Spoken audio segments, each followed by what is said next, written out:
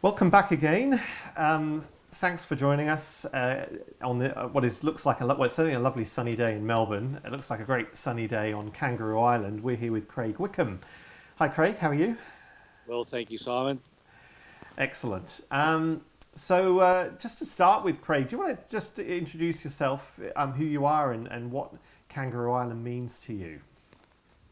Yeah, I'm a Kangaroo Island local, well, nearly local. My family moved to the island in the 1960s, and I was one. So yeah, that's probably as close as local as you can get without being born here. And yeah, grew up with a pretty idyllic lifestyle of farm out the back and rolling hills and ocean out the front with some pretty beautiful snorkeling and wild winters and really uh, a great sort of basis for what I end up doing now with a few little things along the way, including family business experience with hospitality, with accommodation, working with the national parks, formal training with park management and wildlife work. Worked over Adelaide Hills, York Peninsula, Bull Lagoon, which is about halfway between Adelaide and Melbourne, and here on Kangaroo Island with the Park Service. But for the best part of now, 30 years, it will be this year in September, um, I've been back home with a family business. We've got a team of 20, and our job really is to showcase the very best of our community, whether that be landscape, wildlife encounters, the coastline, but also the all the productive community elements, whether that's food and wine or the art scene. So, I find that I'm very fortunate to live where I do, and even more fortunate to be able to call taking people out into the bush or on the coast or to meet the neighbours. To be able to call that work is pretty good. So small group and private touring, guiding, and really just trying to find a way to connect our guests with our place, in simple terms.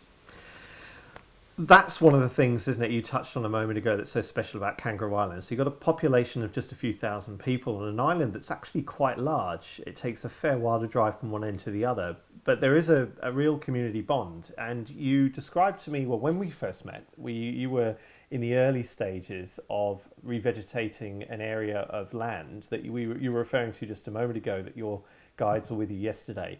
Take me through how your involvement in habitat preservation and wildlife, and how that impacts on the rest of the community and their involvement as well.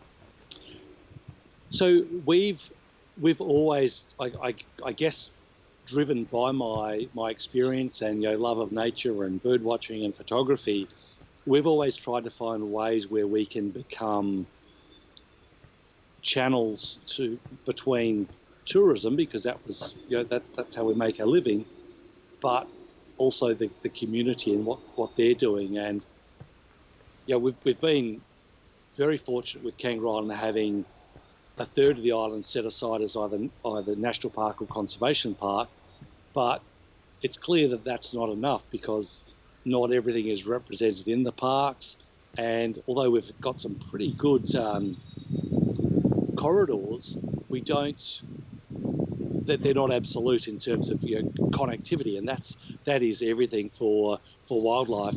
So when the opportunity came up to with some folks who bought some property not far from us, um, and they decided to do some re-veg.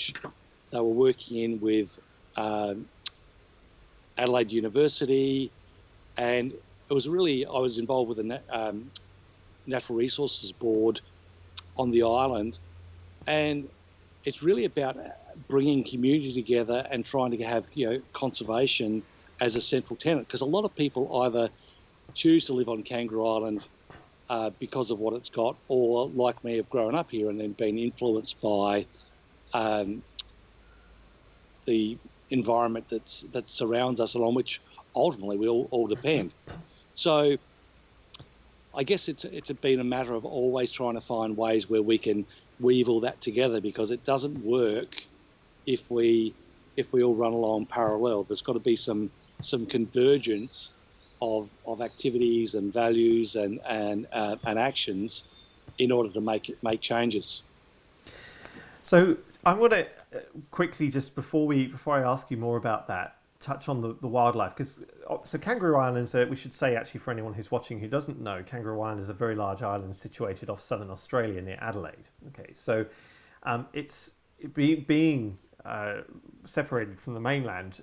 You haven't had such a problem with pest species as like foxes as some areas, and so you do have a number of quite extraordinary endemic species. So I'm just going to go through here a bit of video you sent. So obviously dolphins, there's a sort of dolphins around. You've got the Australian sea lions. One of the species in here that's endemic is the Tamar wallaby. But there's another animal you referred to yesterday, which you've been doing some work on, which was particularly affected by the bushfires. That's presumably part of the group that you're working with is doing some protection work, I think, on the Dunnart. Can you tell me a little bit about that? Yeah, so there's a group called, it's a not-for-profit, Kangaroo Island Land for Wildlife, and they've been doing some work in terms of to go down into some of the specifics, because it's a fun story and some good news at the end of it. Yeah. But one of the rangers, a guy called Jody Gates, if you have one trap for one night, that's one trap night. Yeah. He had done thousands and thousands of trap nights and encountered these little tiny, think of a heavily armed mouse, a little tiny carnivorous marsupial. He'd come across them, I think, on a maximum of 14 occasions, right? Yeah. He'd worked his tail off for months and months and months. And whilst they are rare and their habitat requirements are quite precise, they're possibly not as rare as we originally thought, because the footage you just ran there was one climbing up over a pitfall trap line. So this is, think of a table tennis net that you string out for 200 meters through the bush, and you run that over the top of a big pipe that's buried in the ground. So the animals, whether it's a skink or a pygmy possum or a dunnart, they come across, and the expectation is that they hit a bit of a barrier, and they turn left or right, and then they walk across and down the hole. Well, these little dunnarts have got a vertical leap like an NBL basketballer, right? So now that we've got the cameras that you can actually see what's going on, they either come to the edge of it and they look over and go, I'm not going down there, so they're very clever, or they climb up over the net, or if they do fall in, they leap out again. So there's a whole lot more of these creatures, despite the habitat impact from the bushfires. There's a whole lot more that have been discovered because of a change in technology with the infrared cameras. So we're trying to find ways, and we're still in the early stages of working our relationship in terms of how we can get our visitors to get engaged with Heidi and Pat on the team who are doing the work there. And there's Worldwide Fund for Nature have provided some assistance in terms of some predator-proof fencing in an area that didn't get impacted by the fires. The other thing which has been really interesting is within the habitat which was impacted by fires, they just, and I'm not sure who had the brilliant idea, but they said, well, what if we provide some little tunnels? And what they've done is they've made these tunnels you can see there, which are made out of just little chicken wire mesh, and put some shade cloth over the top, and they're able to go. The animals can go through the hole, but they can race along through there, and no one knew that whether this would work or not, and they had evidence of them using them successfully within days. Oh, So that brilliant. was a great source of celebration. You know, it's like, yes, we've still got them, and they're benefiting from the artificial habitat that we're providing for them. And those, so yeah, those tunnels are actually allowing them to move safely between patches of habitat where it's been burnt in between, is my understanding. Yeah, and meanwhile, there's work being done, and this is part of a broader program across Kangaroo Island, trying to manage feral cats, which are, we don't have foxes, we don't have rabbits. There's a whole lot of introduced species which we don't have, but we do have feral cats. So they're trying to control them as well. So that's part of that. When I said a predator-proof fence, that's about keeping the cats out. We've talked to a few people now about sustainability, and one of the things that I'm really enjoying learning about is how much the tourism profession is actually leading the way in corporate social responsibility in Australia. And it was interesting when we chatted the other day to find out that whilst you're in lockdown at the moment, you, like many other operators, your work hasn't stopped because the community that surrounds the tourism you do is still there, and there's still lots of work to do, like tree planting and other conservation work. But you told me that in your attempts to pivot your business away from with consideration to social distancing and so on, you've come up with a new idea, which itself is a very sustainable idea, and captures some of the things we've been talking about, some of the experiences people can have. Tell me about that. So we thought that with a lot of there's a few drivers here. We want to lower our carbon footprint, and we've done that with a really big solar array at work, so that we're generating more electricity than we're using. But we use diesel vehicles to get people from A to B, and at the moment there's no with the range, the size of Kangaroo Island, we don't have the ability with electric vehicles or hybrid vehicles to get the range, and that's part of a longer journey. But what we can do is get people off the beaten track a bit with bikes, and having e-bikes. It just if everyone's young and fit, having regular bikes is good, but having the e-bikes where you can get a little bit of an assist, it certainly evens things out. So if you've got a multi-generational family group, and Grandpa wants to keep up with the young ones, then give him an engine. Yeah. And that gives them the chance to go through along some of the private land, visit some of the places you've been working at as well, isn't it? Well, you can cover a bit of ground. We're not talking about doing massive long journey, but you can cover some ground. So see some diversity of habitat. You're moving pretty quietly. So I've had really good encounters. Goannas, echidnas, come up on roos quietly feeding when we've been on the bikes. And there are, across Kangaroo Island and probably many other places, there's a whole lot of roads that exist only on paper. They've never been developed as as a roadway. They're just a road reserve. So we don't have to negotiate access, because you've got the right to go through there. And when we've been out doing some exploring in sort of testing this out, and a lot of the adjacent landowners have been really interested in learning, well, what do you want to go there for? What do you want to see? And so they're then really quite pleased that we are showcasing their little bit of the world in terms of being able to explore off the beaten path a bit. So we can tell the stories of the re-veg and the set aside work. But we could also do something which I really enjoy, is because it broadens the market. One of the things that we've always done from a relatively early stage was really look after the hospitality elements of our touring. So the journey went something like this.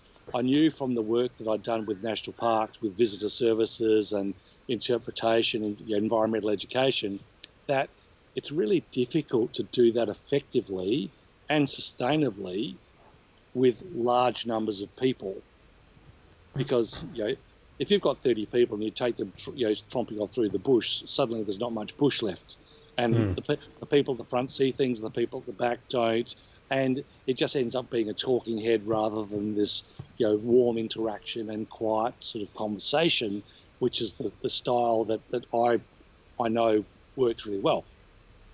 So that really dictated right from the get-go 30 years ago that we wanted to work with small groups. If you're going to work with small groups, you have to charge a reasonable amount of money in order to make it sustainable in terms of economic sustainability. And then if you're going to charge people a lot of money, you better look after them very well because they're paying good money. And so that really started us down that path of a tagline of good food, good wine, wildlife in the wild, which is the thing we've done for a long time. Along the way, Kangaroo Islands, again coming out of adversity with the wool crash after, I'm talking now late 80s into early 90s, we had an over-dependence on one commodity, and that was growing wool, very good quality wool, but we really didn't have much diversification. So over the last 30 years, Kangaroo Island has become quite a food bowl. So we've got 30 vineyards, we've got olives, we've got figs, we've got the wool that's still being produced and amazing quality, and that's actually being made into beautiful quality product, and with a local brand, KI Wool. We've got some aquaculture, we've got honey, there's eucalyptus oil, so using some of the essential oils. There's all sorts of things which we were able to include in the experience. So part of what we're planning to do with our eBike journey is the guide will come in the morning, pick up all the kit, take it in one of our vehicles into the lunch site. So when you're coming along through, suddenly you come to a high tensile canopy that's out in the middle of nowhere, so it doesn't really matter what the weather's doing. You've got shade if it's hot, you've got cover if it's raining, and then lay out the tablecloth, cook up some King George whiting, some local potatoes, halloumi cheese, fresh salad, local wines, and you have a beautiful meal, and you're in the middle of nowhere. Yeah. And so what that does for us is really gives us a product that it's drawing on our strengths. We've already got all that kit and we know all these suppliers, but it makes us relevant for self-drive. And a lot of the Australians coming to Kangaroo Island will come and self-drive. So they can come and explore on their own, but they're not going to get access to the private property behind the scenes. They're not going to get the hospitality. So really that's a few different opportunities that come together and align with our brand values as well. And that's a common message throughout everything we're doing, that get in touch with the locals, especially the companies we're interviewing who are local people with local knowledge. Craig, I'd love to talk to you for longer, but I think we need to stop it there. But it's been a pleasure. Obviously, encourage people to jump onto Exceptional Kangaroo Island's website. Craig's been doing quite a lot of live, off the cuff stuff recently with wildlife and everything else. He was out this morning filming echidnas in the rain, he's telling me. So I'm sure you better see that coming up there soon. Jump onto Ecotourism Australia as well. Check out the Green Guide for more similar types of operators around the country. And of course, visit Wildiaries and get in touch with us, because we'll be putting some stuff together as well and hoping to take people to Kangaroo Island in due course. Craig, thank you. It's been a pleasure. Keep up the good work and look forward to talking to you again soon. Always good to catch up. Thanks, mate. Cheers, See you Craig. soon. Bye.